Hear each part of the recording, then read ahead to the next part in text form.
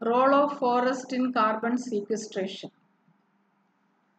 Carbon sequestration is the placement of carbon dioxide into a deposition in such a way that it remains safely and not released back to the atmosphere.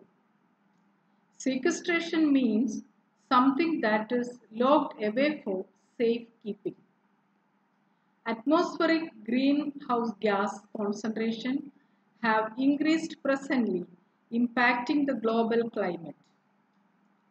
If the climate continue to change at its current rate, results in a number of impacts such as heat waves, heavy precipitation events, cyclones, etc. A number of natural and anthropogenic substances and processes have been identified as the drivers of climate change. The largest contribution has been attributed to the increase in the atmospheric carbon dioxide concentrations,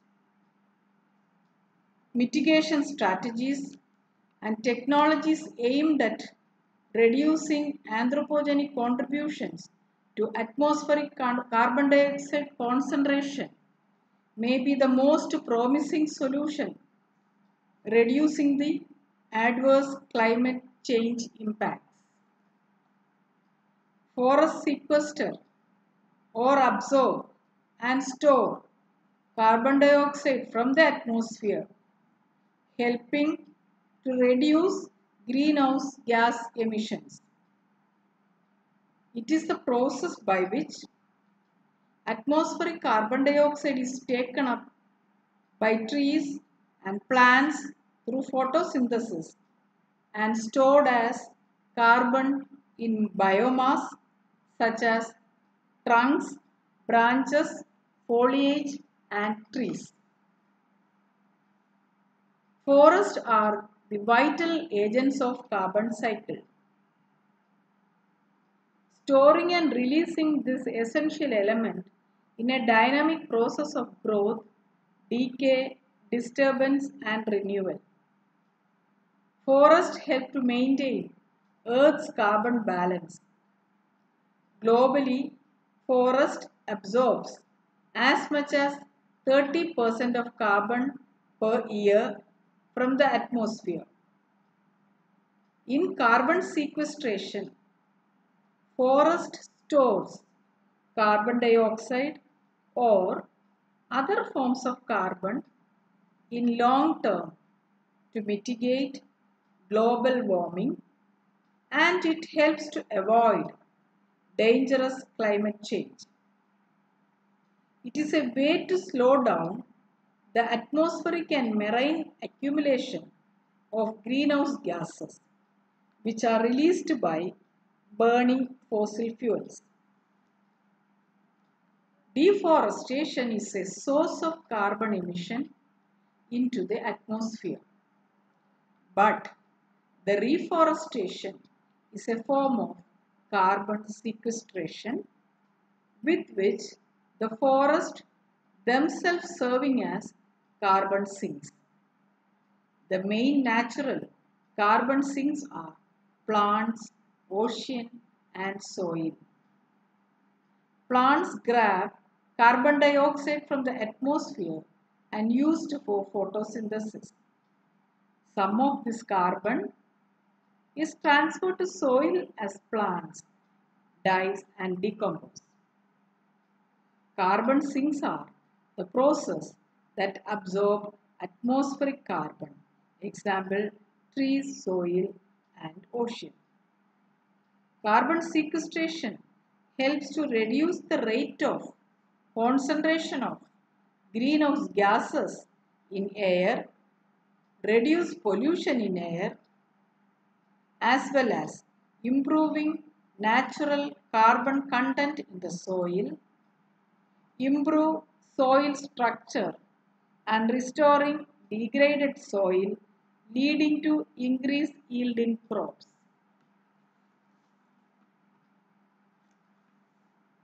Process of carbon sequestration. There are three types of sequestration methods, namely geologic, biologic, and ocean sequestration. Biologic carbon sequestration is the storage of atmospheric carbon in vegetation, woody products, and aquatic events, whereas geologic carbon sequestration is the process of injecting carbon dioxide captured from industries or any other energy release related source like a power plant or a natural gas processing areas into deep subsurface rock formation for long-term storage. The natural pore spaces in geologic formations serve as reservoirs. The geological carbon cycle operates on a time scale of millions of years, but the biological carbon cycle operates on a time scale of days to thousands of years. Carbon is naturally stored in the ocean via solubility and biological as well as direct injection and ocean fertilization. At present, approximately one-third of human-generated emissions are estimated to be entering the ocean. Carbon separation technologies. The main carbon separation technologies that can be applied to isolate the carbon from the fuel gas streams prior to transportation. First is absorption. Absorption is a method use a liquid sorbent to separate carbon dioxide from the flue gas. The sorbent can be regenerated through stripping or regenerative process by heating or depressurization. Adsorption. In adsorption, a solid sorbent is used to bind the carbon dioxide in its surfaces. Large specific surface area, highly selectivity, and higher generation ability are the main criteria for sorbent selection. Chemical looping combustion. In chemical looping combustion, a metal oxide is used as an oxygen carrier instead of using pure oxygen directly for the combustion as in the case of oxy-fuel combustion. During the process, the metal oxide is reduced to metal while the fuel is being oxidized to carbon dioxide and water. Membrane separation. Membranes like polyvinyl types can be used to separate carbon dioxide by allowing the flue gas to pass through it. Hydrate-based separation. Hydrate-based carbon dioxide separation is a new technology by which the exhaust gas containing carbon dioxide is exposed to water under high pressure, forming hydrates. The carbon dioxide in the exhaust gas is selectively engaged in the cages of hydrate and is separated from other gases.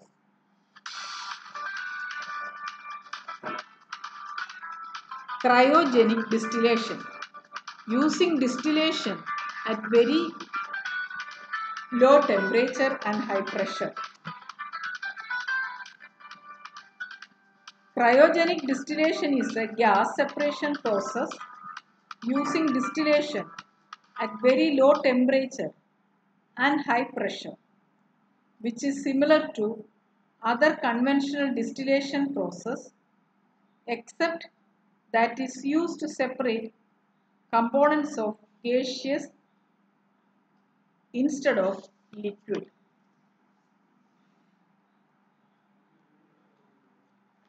Carbon source, carbon sink, and carbon credits. A forest is considered to be a carbon source if it releases more carbon than it absorbs. Anthropogenic activities such as the burning of fossil fuels have released from its long-term geological storage as coal, petroleum, and natural gas have delivered it to the atmosphere as carbon dioxide gas. Carbon sink. The main natural carbon sinks are plants, ocean, and soil. Plants absorb carbon dioxide from the atmosphere to use in photosynthesis. Some of this carbon transferred to soil as plants die and decompose. The oceans are a major carbon storage system for carbon dioxide. Marine animals also take up carbon dioxide gas for photosynthesis, while some carbon dioxide dissolves in seawater. Carbon credit. Carbon credit is a term for any tradable certificate or permit representing the right to emit 1 ton of carbon dioxide or the mass of another greenhouse gas with carbon dioxide equivalent to 1 ton of carbon dioxide. Role of trees and forest in reducing atmospheric carbon. Trees are the storage experts of carbon. 1/2 the dry weight of wood is carbon. Trees take in carbon dioxide from the air through the process of photosynthesis. The tree effectively breaks down the carbon dioxide, stores the carbon in all parts of the tree, and releases the oxygen back into the atmosphere. Fast growing trees are, in fact, the most efficient way to sequester atmospheric carbon. As forests grow, they store carbon in woody tissues and soil organic matter. The net rate of carbon uptake is greatest when forests are young and slows with time.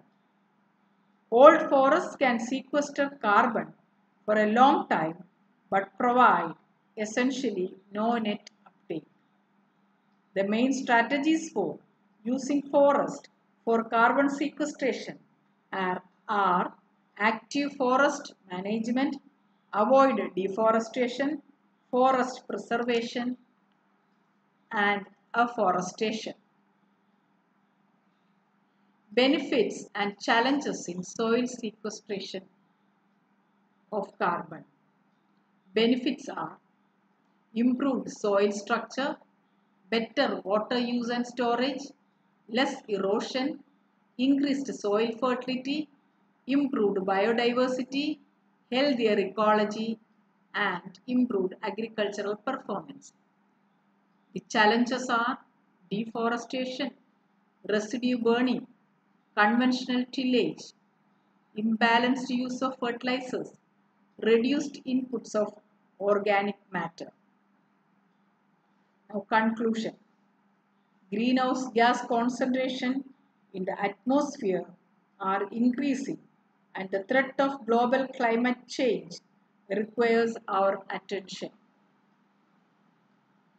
Soil carbon sequestration is an effective tool to sequester atmospheric carbon dioxide with better practical application.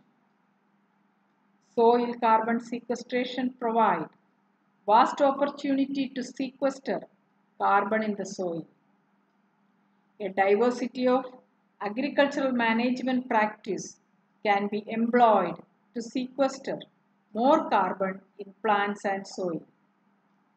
Combination of different agricultural management practices can enhance soil carbon sequestration.